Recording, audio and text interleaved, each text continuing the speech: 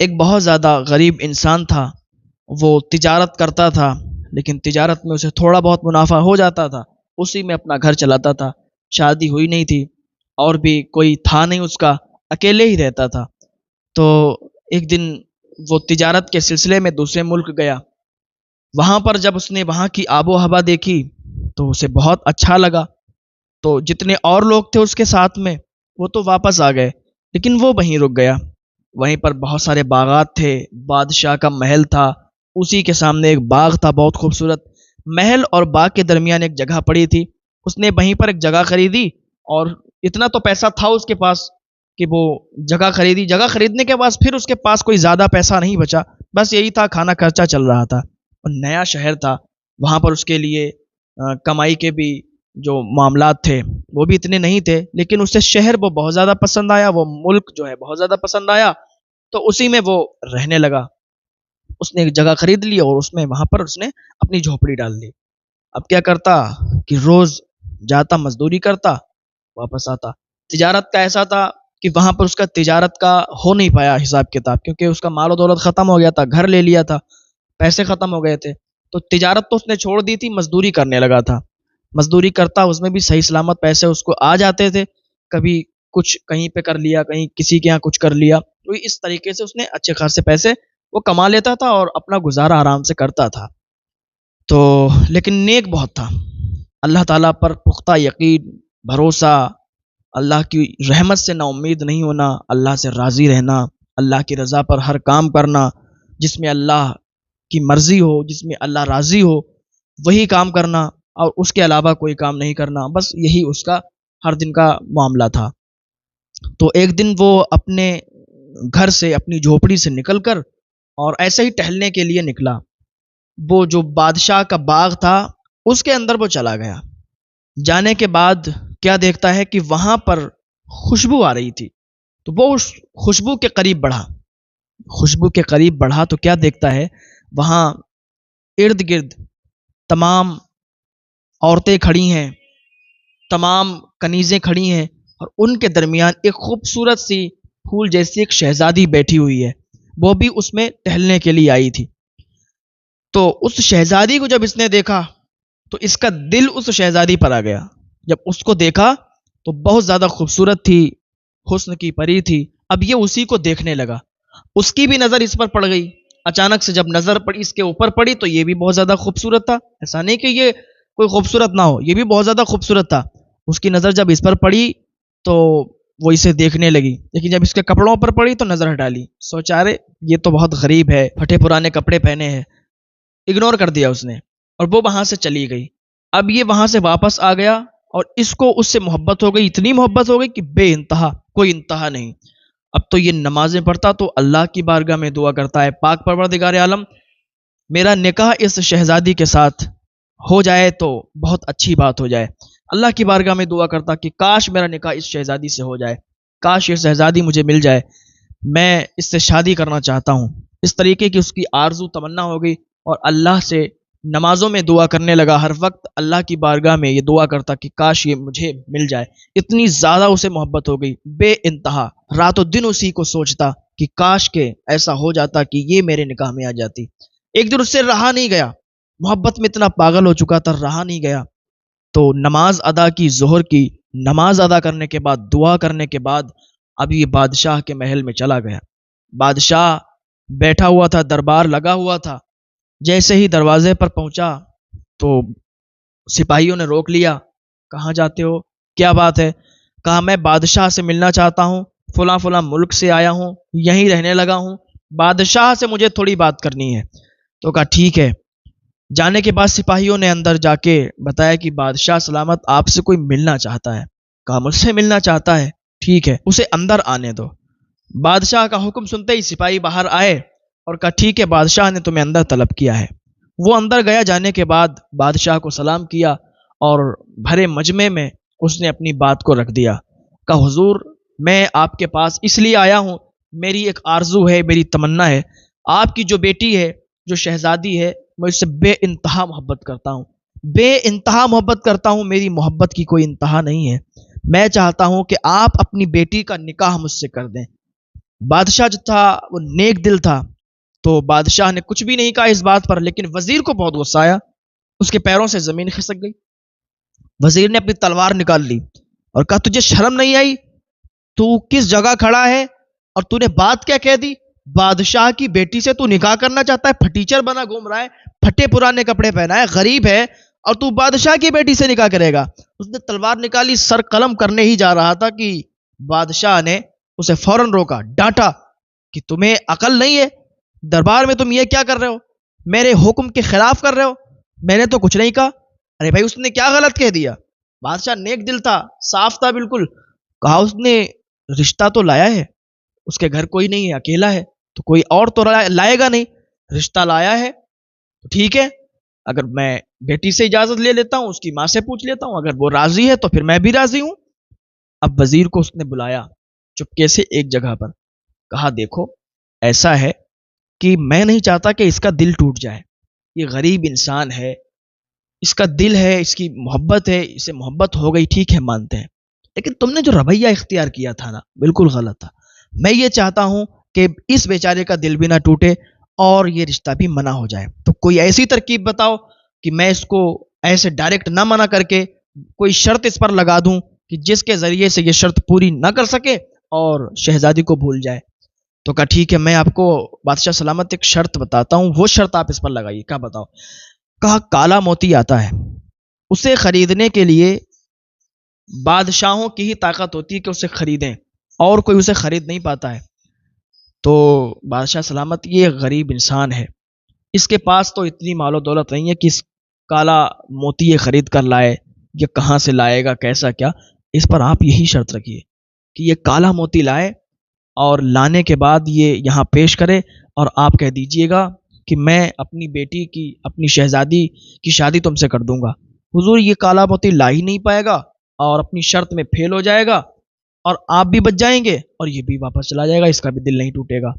بادشاہ نے کہا بات تو تمہاری ٹھیک ہے، ٹھیک ہے اس سے کہتے ہیں۔ تو بادشاہ نے اس کو بتایا کہ بھائی ایک شرط ہے، اگر تم نے پوری کر لی تو تمہاری شادی اپنی بیٹی کے ساتھ کر دوں گا۔ تو کہا بتاؤ کیا شرط ہے، میں ماننے کے لیے تیار ہوں۔ کہا کالا موتی تمہیں لانا ہوگا۔ کہا کالا موتی یہ تو اچھے اچھے لوگ نہیں خرید پاتے، یہ میں کہاں سے لاؤں گا، لیکن ٹھیک ہے کوئی نہیں، اللہ پر بھروسہ ہے اور اللہ جو چاہے ہو سکتا ہے، اللہ چاہے گا تو یہ کالا موتی کیا چیز ہے، کالا موتی بھی مل جائے گا۔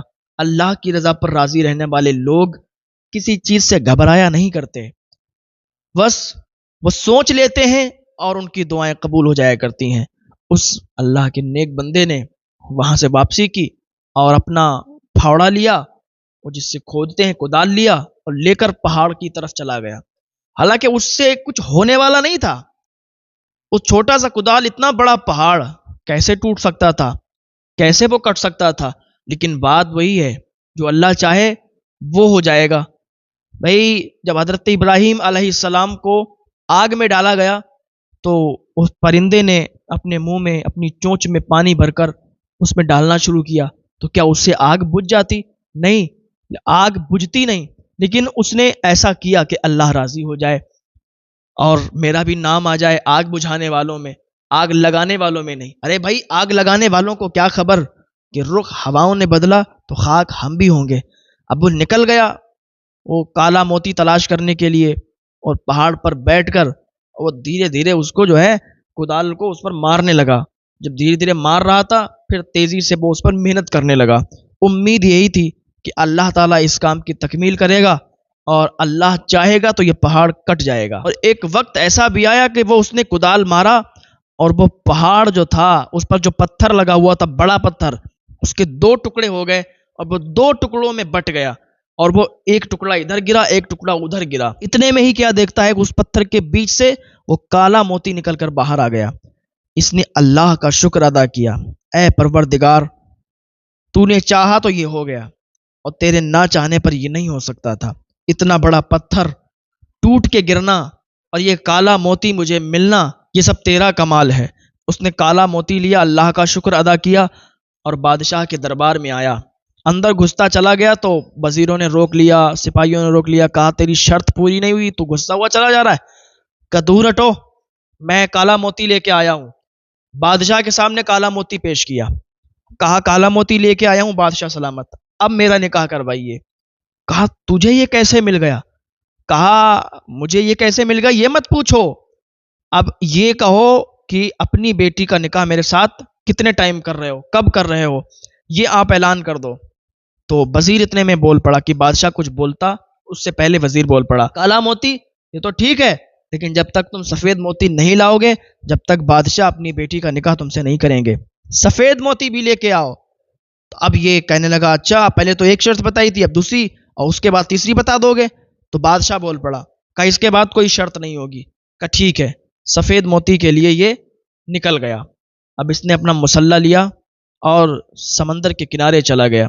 سمندر کے کنارے جا کر اس نے مسلح بچھایا، اللہ کی عبادت کی، دعا کی، اے پاک پروردگار عالم، جس طریقے سے تو نے دو پتھروں کو پھاڑ کر بیچ سے کالا موتی میرے لیے نکالا ہے، اے پروردگار عالم تو آج مجھے سفید موتی بھی عطا فرما، تاکہ مجھے میری محبت مل جائے اور میری محبت کی تکمیل ہو جائے۔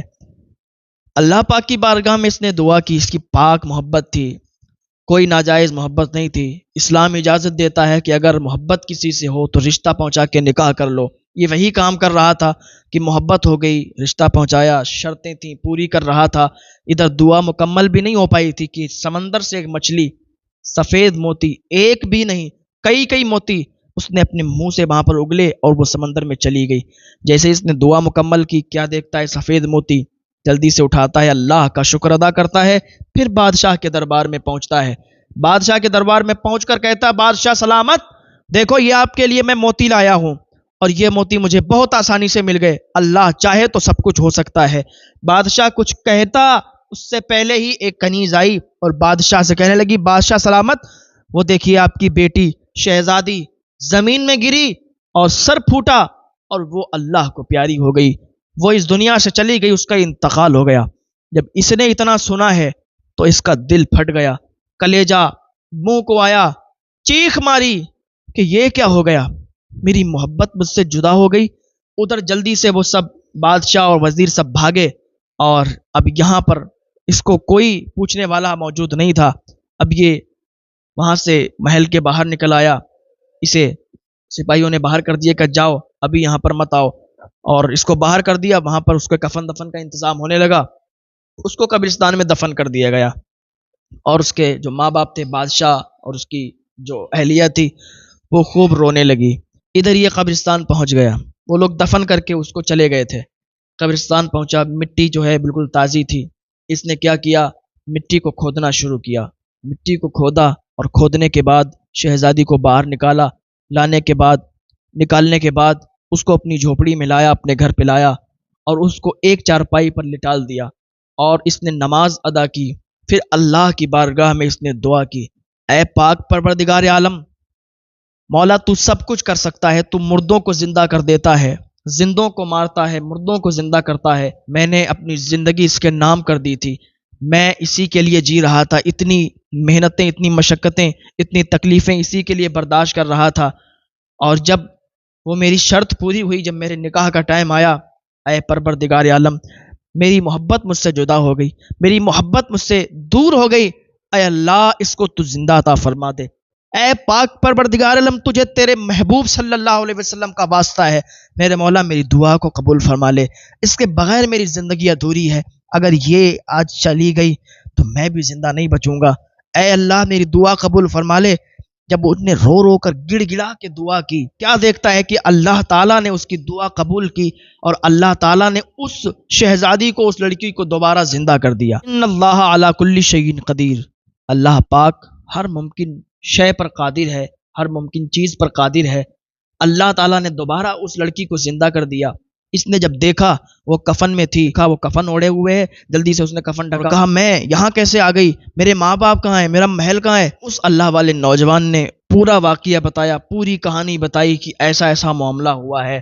تو اس نے اللہ کا شکر ادا کیا اور کہا کہ اللہ رب العزت نے مجھے دوبارہ تیرے لیے ہی زندہ کیا ہے۔ اب وہ دونوں خوشی خوشی محل میں آئے، بادشاہ کے سامنے کھڑے ہوئے تو بادشاہ نے جیسے ہی نظر اٹھا کے دیکھا، کہا رے یہ تو میری بیٹی ہے، ارے یہ تو مر چکی تھی، یہ تو اب یہ کیسے زندہ ہو گئی۔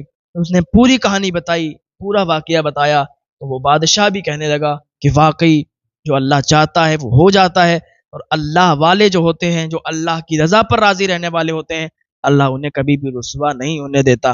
اللہ ان کی مدد کرتا ہے، اللہ ان کی دعاؤں کو قبول فرماتا ہے۔ اللہ پاک کی بارگاہ میں دعا ہے اللہ نیک عمل کی توفیق عطا فرمائے، اور ہم سب اللہ تعالیٰ کی بتائی ہوئی باتوں پر چلیں، اللہ کی رضا پر راضی رہیں۔ اللہ تعالیٰ ہمیں اتنا نواز دے گا کہ ہمارے دامن چھوٹے پڑ جائیں گے۔